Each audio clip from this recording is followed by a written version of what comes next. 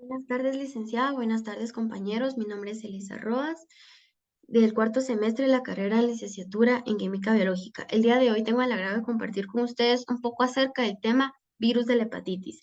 Vamos a centrarnos principalmente en el virus de la hepatitis B y tomaremos algunas generalidades de los otros tipos.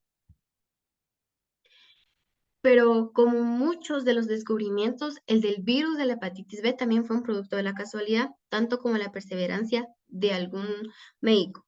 En los años 50, Baruch Blumberg era un antropólogo médico de Nueva York que estaba interesado en factores genéticos que afectaban a la susceptibilidad de contraer una enfermedad. Entonces él empezó a recorrer el mundo con su equipo de colaboradores, recogiendo muestras de sangre, con la esperanza de poder encontrar marcadores hereditarios que los correlacionaran con alguna enfermedad o que tuvieran una predisposición a contraerla. Aunque este proyecto de investigación tenía un aire inequívoco en ese momento, se mostró que era inviable por las técnicas que él poseía en esa época. En una de las fases de sus investigaciones, Baruch Blumberg empezó a utilizar sangre de pacientes hemofílicos, pacientes que tienen ese trastorno hemorrágico hereditario en el cual su sangre no va a coagular bien, y los empezó a utilizar como amplificadores inmunológicos. Entonces, como los pacientes hemofílicos recibían continuas transfusiones de sangre, él pensaba que sus sistemas inmunitarios deberían ya de haber reaccionado con decenas o cientos de antígenos extraños. Y estos anticuerpos, si seguían estando en la sangre del paciente hemofílico, podrían reaccionar contra antígenos que eran similares en las muestras de sangre que él ya había recogido por todo el mundo. Durante estas pruebas, los anticuerpos de la sangre de un paciente hemofílico neoyorcano em, reconocieron algo extraño en la sangre de un aborigen australiano, de una persona que era de las primeras que llegaba a ese territorio. Entonces Bloomberg vino y los llamó el antígeno Australia, pero resultó que era el virus de la hepatitis B. Este descubrimiento fue en 1967 y Bloomberg murió el pasado 5 de abril del 2011, cuando tenía 85 años de edad. También fue Bloomberg quien desarrolló la primera prueba diagnóstica para esta enfermedad y junto al científico Irving Millman crearon la primera vacuna contra la hepatitis B en 1969. Por todo ello, él recibió el Premio Nobel de la Medicina en 1976 junto a Daniel Hatusek, que era uno de los pioneros también de esta rama de la medicina en buscar enfermedades priónicas. Pero, ¿qué es la hepatitis B? La hepatitis B es una enfermedad seria que es causada por un virus que va a afectar principalmente el hígado. El virus puede causar una infección aguda, tanto como crónica. Los resultados de la infección crónica pueden ser cirrosis, cáncer, fallo hepático y hasta la muerte. La vacuna de la hepatitis B ya se encuentra disponible para todos los grupos de edad y constituye un elemento valioso para su prevención. El virus de la hepatitis B pertenece a la familia Hepanaviridae y está encuadrado en el género Ortohepanavirus. Los virus de este rango tienen un huésped que se asocia solo a los mamíferos. En este caso, el único huésped de la hepatitis B va a ser el hombre, aunque los chimpancés también pueden infectarse de forma natural a partir de portadores humanos. Pero, ¿cuál es la estructura del virus de la hepatitis B? Con el estudio de la microscopía electrónica se pueden revelar tres formas morfológicas de este virus. La mayoría de estas son formas esféricas que miden alrededor de 22 nanómetros de diámetro. Estas partículas van a estar constituidas por el antígeno de la superficie del virus de la hepatitis B, que también lo vamos a conocer como HBsAg. Y también van a tener formas tubulares, filamentosas, que van a tener el mismo diámetro, pero que van a variar un poco en la longitud, como nos podemos dar cuenta en esta imagen de acá, hasta 200 nanómetros. Y esto se debe a que hay una mayor producción de este antígeno de la superficie. Los viriones esféricos van a ser más grandes, alrededor de 42 nanómetros, y se van a llamar también partículas de Dehn. Y estos se van a observar con menos frecuencia, pero son los más grandes. Dentro de este va a tener a la cápside del virión, que va a medir 28 nanómetros y va a estar cubierto con una envoltura que va a contener al antígeno nuclear, que lo vamos a abreviar como HBsAg. El genoma viral del ADN va a constar particularmente de un ADN bicatenario. ¿Cómo nos podemos dar cuenta acá? Vamos a tener una cadena negativa que la vamos a llamar cadena L y una cadena positiva que la vamos a llamar cadena S. Esta cadena va a tener distintos marcos de lectura que van a codificar ciertos polipeptídicos. Estas van a ser proteínas que van a estar en la superficie del virión también y van a actuar como activadores transcripcionales para la replicación de este virus. Nos podemos dar cuenta en esta imagen, en la parte A, nos podemos dar cuenta, no sé si se pueden dar cuenta ahí dice A, y son partículas esféricas pleomórficas, o sea, también es un estadio, una forma morfológica, una estructura morfológica de este virus. También tenemos a las partes B que se miran acá, que ya son las formas filamentosas. Yo creo que aquí se pueden observar más claro, que son las formas filamentosas del virus de la hepatitis B y las partículas de Dane, que son pues redonditas y tienen una forma más específica de un círculo. Pero ¿cómo ocurre el ciclo de la replicación del virus? El virión va a infectar a la célula hepatocito, o sea, a la célula del hígado, va a perder su envoltura y en el núcleo el genoma viral, que es parcialmente bicatenario, se va a encerrar de una manera de ADN circular. Como nos podemos dar cuenta aquí, hay una desenvoltura del virión para que después sea un ADN circular. El ARN va a estar compuesto principalmente por el antígeno nuclear que va a estar dentro del núcleo y la polimerasa viral va a sintetizar por medio de una transcripción inversa una copia de ADN de tira negativa y la polimerasa va a comenzar a sintetizar la tira de ADN positiva, pero no va a concluir ahí el proceso. Entonces, cuando hablamos de que hay una transcriptasa inversa, hacemos referencia a que va a haber una formación nueva de síntesis de ADN de una manera negativa. Como nos podemos dar cuenta, aquí dice síntesis de ADN de cadena negativa, ya después de haber tomado el ARN que venía del virión. Los centros que van a experimentar esta gemación van a ser las membranas pre-Golgi, que van a adquirir o que van a ser las envolturas para luego ser ya antígenos de superficie de este virus. Como alternativo, los centros pueden reimportarse hacia el núcleo a iniciar otra ronda de replicación en la misma célula y eso hace que se forme una infección crónica. También se ha encontrado que el virus de la hepatitis B tiene ADN y este ADN se va a integrar a los cromosomas de su hospedador, en especial en pacientes que tienen carcinomas hepatocelulares. No obstante, se desconoce cómo la integración de este ADN influye en la replicación viral. A pesar de todos los esfuerzos, el virus de la hepatitis B no se ha podido propagar en un laboratorio, ya que al parecer los humanos son sus principales hospedadores. Sin embargo, hay investigaciones que se han realizado ya en primates para poder lograr poder entender un poco más acerca de cómo es la replicación de este virus. Tenemos a la patogénesis. En el pasado a la hepatitis B se le conocía como hepatitis posttransfusional o como hepatitis que se asociaba al uso de drogas, ya que se inyectaban las drogas, también se lo conocía como hepatitis sérica. Sin embargo, en los últimos años se ha vuelto evidente que el modo de adquisición o el modo de transmisión es por contacto personal con líquidos corporales de individuos que son infectados. El antígeno de superficie o el HBsAg se ha encontrado en la mayoría de los líquidos corporales, que incluye saliva, semen, secreciones cervicales, y en un experimento se detalló que solo en 0.001 mililitro de sangre de una persona infectada ya podía producir una infección. Por ende, la transmisión va a ser posible mediante vehículos como agujas hipodérmicas que están mal esterilizadas, instrumentos utilizados para tatuajes, para perforaciones. Los factores que van a determinar las manifestaciones clínicas de la hepatitis B son en su mayoría desconocidas. Sin embargo, algunas de estas podrían implicar ciertas respuestas inmunitarias del parte del hospedador. La erupción cutánea, que va a estar parecida a la enfermedad del suero, o la artritis pueden anteceder en pacientes que ya tengan esta infección o el desarrollo de los síntomas. También hay ictericia y parecen que están relacionados con complejos inmunitarios que van a activar un sistema de complemento en el hospedador. El anticuerpo contra el antígeno de superficie se va a asociar a la resolución de la enfermedad. O sea, si ya hay un anticuerpo, eso quiere decir que pues, la enfermedad ya no está porque ya se produjo un anticuerpo en contra de ese antígeno.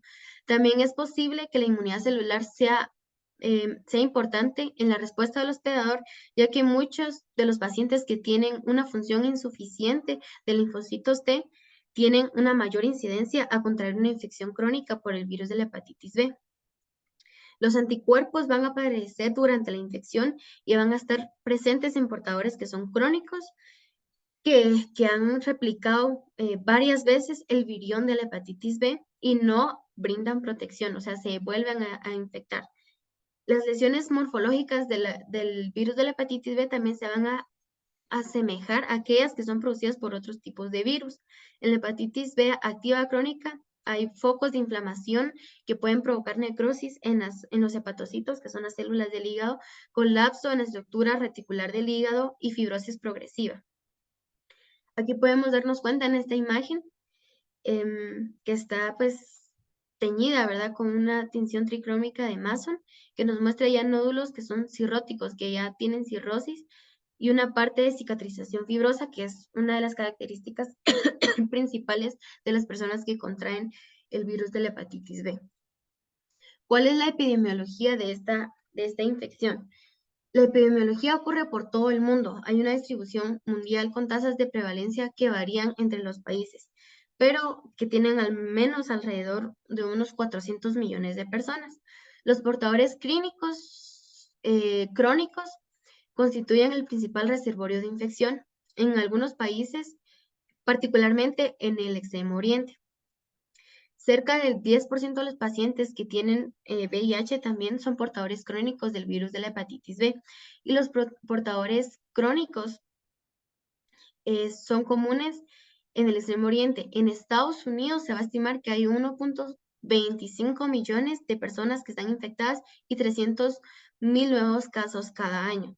Cerca de 300 de estos pacientes van a morir por hepatitis aguda fulminante y de 5 a 10% de estos pacientes se convierten en portadores crónicos.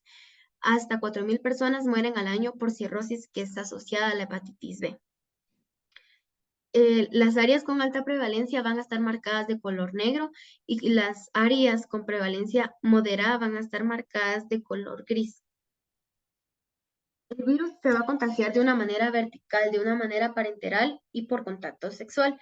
Aproximadamente el 50% de las transmisiones o las infecciones se van a hacer por vía sexual y la prevalencia de este antígeno en suero es mayor en ciertas poblaciones, nada más como en el caso de las personas que mantienen relaciones con, con las parejas de su mismo sexo, en este caso hombres con hombres.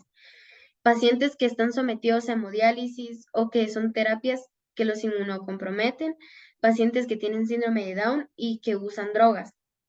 La infección, es importante recalcar que la infección por hepatitis B en lactantes no parece transmitirse de una forma transplacentaria al feto, sino más que todo se adquiere durante el parto, en donde el bebé pueda adquirir sangre o pueda ser infectado por los líquidos. La tasa de adquisición de este virus es hasta un 90% y esto se debe a que ellos tienen un sistema inmunitario muy débil, entonces no pueden crear anticuerpos de una manera rápida. También tiene el virus de la hepatitis B una asociación muy fuerte con el carcinoma hepatocelular, ya que por medio de pruebas serológicas y por detección de secuencias de ácidos nucleicos se ha visto que hay una mayor incidencia de este cáncer por medio de este virus, ya que hay un mayor crecimiento en los genomas de las células tumorales. Se han identificado al menos 8 genotipos distintos, que vienen desde la A hasta la H del virus de la hepatitis B, así como algunos genosubtipos dentro de estos genotipos. Los genotipos A y D son ubicuos, pero los restantes van a estar en distintas restricciones geográficas, más o menos como en este cuadro que podemos ver ahí. Ahí nos podemos dar cuenta en cuál hay mayor incidencia, qué tipo y en qué lugar, cuál es su frecuencia. La presencia de un paso de transcripción en la replicación del genoma de este virus hace que la frecuencia de su mutación sea mayor a la característica de cualquier virus que contenga ADN, lo que le permite al virus de la hepatitis B evolucionar de una manera más rápida. Así se han descrito variantes genéticas que son estables de este genotipo del virus alrededor del mundo y por eso es que hay varios tipos en distintas regiones geográficas. ¿Cuáles son las manifestaciones clínicas de la hepatitis B? Es importante conocer que la presentación clínica de la hepatitis B va a ser muy variable, ya que el periodo de incubación puede ser muy breve, como de 30 días, o tan extenso como 180 días. Por lo general se va a manifestar con fatiga, pérdida del apetito, náusea, dolor, sensación de dolor en el cuadrante superior derecho, cuadrante abdominal superior derecho. Al inicio de esta enfermedad es posible que ocurra dolor e inflamación en las articulaciones o también conocida como artritis franca. Algunos van a presentar erupciones cutáneas y con el incremento en el compromiso en el hígado también aumenta la cholestasis y a consecuencia de eso la apariencia de la heces va a ser como de arcilla y la orina va a cambiar de color y va a mostrarse síntomas de ictericia. En este caso, la piel se vuelve amarillenta. Los síntomas pueden persistir meses hasta que finalmente se resuelven y la hepatitis fulminante, que es ya la que conduce a una necrosis extensa del hígado y muerte, se desarrolla al menos en 1% de los casos. Una diferencia entre la hepatitis A y la hepatitis B es el desarrollo de la hepatitis crónica, que ocurre aproximadamente en un 10% de las personas que tienen infección por el virus de la hepatitis B, con un riesgo mayor en recién nacidos y niños o pacientes inmunocomprometidos. En los adultos sin compromiso inmunológico es muy raro que haya una hepatitis aguda fulminante, que vaya a conducir a una hepatitis crónica, ¿verdad? Que esta ya vaya a conducir a una muerte. La hepatitis crónica va a causar insuficiencia hepática o carcinomas hepatocelulares en un máximo de 25% de los pacientes que tienen virus de la hepatitis B y ya tienen una infección crónica. ¿Cuál es la diferencia entre una infección por hepatitis B aguda y una infección por hepatitis crónica? La hepatitis B aguda puede durar de 1 a 6 meses, tiene que ser menos de 6 meses. Y es posible que el sistema inmunitario pueda combatirla sola y solo se necesite un reposo, tomar bastante líquido. Pero si hay una infección de hepatitis crónica, esta va a durar más de 6 meses, incluso puede durar hasta toda la vida y ya puede causar enfermedades más graves como la cirrosis y el cáncer de hígado. Por eso, pues es mejor que se contraiga más joven la hepatitis B. No, por eso es preferible que el contraer la hepatitis B sea cuando uno ya esté más grande, porque hay más prevalencia a que se vuelva crónica cuando son niños o recién nacidos, ya que su sistema inmunitario no puede combatirlo. Hay ciertas complicaciones en cuando hay una infección crónica, como son las cicatrices en el hígado, también se conoce como cirrosis, cáncer de hígado, insuficiencia hepática y otras afecciones como el caso de inflamación de los vasos sanguíneos o ya una enfermedad renal porque también puede afectar. ¿Qué es lo que se utiliza para el diagnóstico del virus de la hepatitis B? El médico examinará y buscará signos de daño hepático, que es lo primero, la piel amarillenta, dolor abdominal, y hay ciertas pruebas que nos pueden ayudar a nosotros a poder diagnosticarlas, que en este caso son los análisis de sangre, que el médico va a indicar si ya es aguda o es crónica. Y con análisis de sangre se puede también detectar si una persona ya es inmune. O sea, hay una ecografía hepática, como en esta parte de acá, que también se le llama elastografía transitoria, y puede mostrar la extensión de un daño en el hígado. Y también tenemos la biopsia del hígado, en donde el médico extrae con una aguja una pequeña muestra del hígado para realizar un análisis y puedes poder analizarla.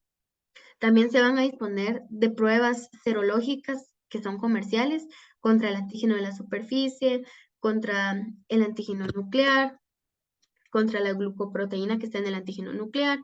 Entonces, todas estas pruebas serológicas nos van a indicar a nosotros a qué nos estamos enfrentando en este caso hay pruebas contra los antígenos y hay pruebas para conocer qué anticuerpos son los que ya se produjeron en el cuerpo. La infección aguda se va a asociar más que todo a la aparición de la inmunoglobulina M con el antígeno, con el anticuerpo contra el antígeno nuclear. Y la infección crónica se va a asociar a la persistencia de este antígeno de superficie y sin desarrollo de algún anticuerpo. Entonces, cuando hay una infección crónica, el antígeno de la superficie va a prevalecer ahí y no va a haber ningún anticuerpo que pueda atacarlo. Los infectados que son crónicos también presentan anticuerpos contra el antígeno nuclear, o también lo podemos ver en personas que ya han sido vacunadas, ya que tienen un antígeno contra un anticuerpo contra el antígeno de la superficie. Aquí nos podemos dar cuenta del resultado de los análisis y la próxima interpretación que podemos hacer.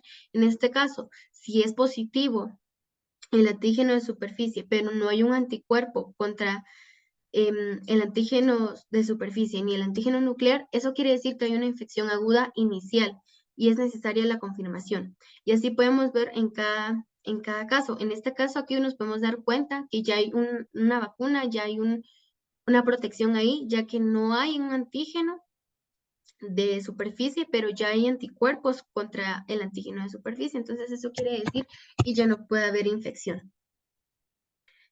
El tratamiento, pues no hay un tratamiento en específico para la infección, pero también se conoce que el interferón y los análogos nucleósidos y nucleótidos pueden producir beneficio. Los pacientes que ya tienen una infección crónica deben ser evaluados periódicamente con ultrasonidos abdominales y con medición de transaminasas. Todos los pacientes con hepatitis B sin evidencia de infección por hepatitis A deben ser vacunados para esta enfermedad. Hay un tratamiento para la infección aguda de la hepatitis B. Es más que todo que el tratamiento pues, es reposo, descanso, una nutrición adecuada, una dieta y mucho líquido, y no se necesita más que todo un tratamiento así médico. Pero para un tratamiento de una infección crónica por hepatitis B ya se necesitan medicamentos antivirales, incluso a veces el medicamento puede ser hasta toda la vida. Se pueden colocar inyecciones de interferón y puede realizarse un trasplante de hígado, como nos podemos dar cuenta, para que pues, pueda haber una mayor sanidad en esa parte. Ya se están desarrollando otros medicamentos para tratar la hepatitis B, pero ¿cómo podemos prevenirlo? Principalmente, el consejo número 1 es la vacuna contra la hepatitis B, y esta generalmente se aplica entre 3 o 4 inyecciones en un lapso de 6 meses. Y se le recomienda aplicar a las personas recién nacidas, a los niños y adolescentes que no la recibieron cuando nacieron, a las personas que viven con alguien que tiene hepatitis B, a los trabajadores de salud, a cualquier persona que tenga una enfermedad de transmisión sexual, incluido el VIH, a personas que tienen enfermedades hepáticas crónicas, a las parejas sexuales que tienen hepatitis B y a las personas que quieran viajar a un lugar que tiene una tasa alta de infección por hepatitis. También hay ciertas recomendaciones que podemos tomar en cuenta, como es el conocer el estado del virus de la hepatitis B en la pareja sexual, utilizar preservativos siempre, ya que esto pues va a reducir el riesgo de contraerlo, no lo va a eliminar, pero sí va a reducir el riesgo de contraerlo, no compartir agujas, esterilizar objetos cortopunzantes, tener cuidado con los piercings y los tatuajes y preguntar sobre la vacuna de la hepatitis B antes de viajar, y si no te has vacunado sería bueno de que pudieras comentarle a tu médico que necesitas de la vacuna de la hepatitis B para poder evitar todo este tipo de proceso. Pero vamos a tomar en cuenta también a los otros tipos de virus, que es el virus de la hepatitis A, C, D y E. Y aquí nos podemos dar cuenta que el virus de la hepatitis A va a ser un picornavirus, que va a ser monocatenario de ARN. A esto nos referimos y hacemos mención que el único que tiene ADN en su estructura es el virus de la hepatitis B. Va a estar en el género del hepatovirus, va a tener un virión icosaédrico y su genoma va a ser ARN, va a ser estable en calor y ácido. La transmisión de este va a ser fecal oral, tiene una prevalencia alta, no tiene una enfermedad fulminante y tampoco tiene una enfermedad crónica. Esta más que todo se da en niños y jóvenes. Y se produce también cuando alguien come y no se lava las manos o cuando hay mariscos crudos. Y pues pueden hacer así también casos esporádicos cuando hay un contacto ya interpersonal. En el virus de la hepatitis A no hay portadores crónicos documentados y no causa hepatitis crónica ni cirrosis. La hepatitis B es causada por un virus de ARN defectuoso, por un virus que pertenece a la familia del flavirivirus, que también va a tener un virión esférico y va a estar compuesto de ARN, va a ser sensible al éter y al ácido.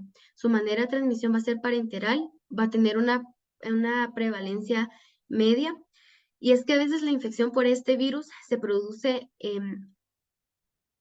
simultáneamente con otros trastornos sistemáticos específicos como la glomerulonefritis, la porfiria cutánea tardía, y la prevalencia de este virus pues va a estar en distintos lugares con la geografía y otros factores de riesgo. Tenemos al virus de la hepatitis D, que no se conoce a qué familia pertenece, pero sí se sabe que es un virus de ARN defectuoso, que también se le conoce como agente delta, y que este solo se puede replicar si está la presencia del virus de la hepatitis B. Más que todo se conoce que hay hepatitis D como una sobreinfección o coinfección con la hepatitis B, ya que los hepatocitos infectados van a contener partículas deltas con el antígeno de la superficie, y eso quiere decir que ya hay otra infección. La prevalencia de este virus va a estar amplia en base a su relación geográfica, la transmisión va a ser igual parenteral, la prevalencia baja y la enfermedad puede ser pues frecuente, una enfermedad fulminante o crónica puede ser frecuente. Y el virus de la hepatitis C, que es un virus también ARN y es de transmisión entérica o fecal oral, también va a ser termoestable. Este pertenece a la familia del epevirus y va a tener una enfermedad fulminante en el caso de las personas que están embarazadas. Y también va a tener una prevalencia pues regional. No es tan común, pero sí puede darse más en personas que están embarazadas y tienen mayor riesgo. ¿Cuáles son los síntomas de cada hepatitis? Más que todos se comparten la hepatitis A, C, D y E, ictericia, fiebre, cansancio, náuseas, anorexia. Como nos podemos dar cuenta, aquí dice que la hepatitis B no hay vacuna y en la hepatitis D es por una coinfección por el virus de la hepatitis B. En la hepatitis C no hay vacuna. Ahí para el diagnóstico también se hacen pruebas serológicas del anticuerpo contra el antígeno de superficie, el examen del ARN de la hepatitis C. Eso se comparten en casi todos para poder observar. En la hepatitis C también dice detección en la sangre de anticuerpos de inmunoglobulinas M específicos contra este virus. El tratamiento para la hepatitis A es evitar el alcohol. En este caso, sí hay una medicina que se puede dar, que es por vía oral y son 8 gramos de colestiramina. En la hepatitis C tienen que ser fármacos de acción directa, tiene que ser reposo y el tratamiento se debe dar después del diagnóstico inicial. En la hepatitis D, igual que la hepatitis B, interferón alfa y reposo. Y la hepatitis C, reposo a menos que se desarrolle alguna infección crónica. La prevención en todos tipos de hepatitis y para cualquier enfermedad también causada por un virus o alguna bacteria es el vacunarse. Si hay vacuna que esté presente y que esté disponible, lo mejor es vacunarse, lavarse las manos, usar preservativo, no compartir agujas y poder eliminar de buena manera nuestros desechos. Muchas gracias por su tiempo.